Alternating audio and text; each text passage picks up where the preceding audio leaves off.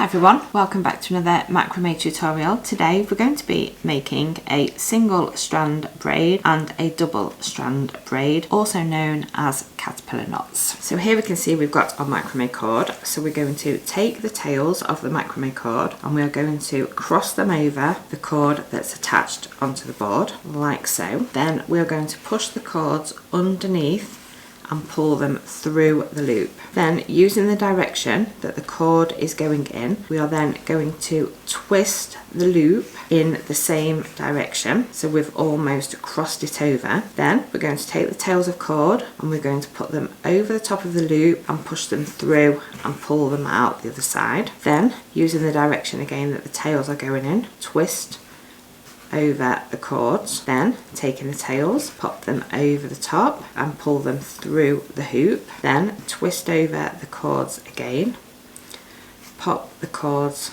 over the top and through the loop, then going in the same direction as the cord tails, we're going to twist over the cord, and as we can see now, that is forming a really lovely double strand braid, and we're just going to keep repeating that now until we reach the bottom of the loop. Once we've reached the bottom, we have then completed our double strand braid, also known as a caterpillar knot. If when you get to the bottom there isn't enough cords to do another loop, then you can just simply go up the line of braids and just loosen them slightly, and then that will help to fill out the gap at the bottom. Now we've completed our double strand braid, let's take a look at how we will do a single strand braid. So again, we're going to take the macrame cord and we're going to fold it over the cord that's attached and pull it through the hoop. Holding it secure at the top, twist the hoop in the same direction the cord is going, and then we're going to fold the cord tail over and pull it through the hoop, and then twist the cord again in the same direction as the cord tail is going.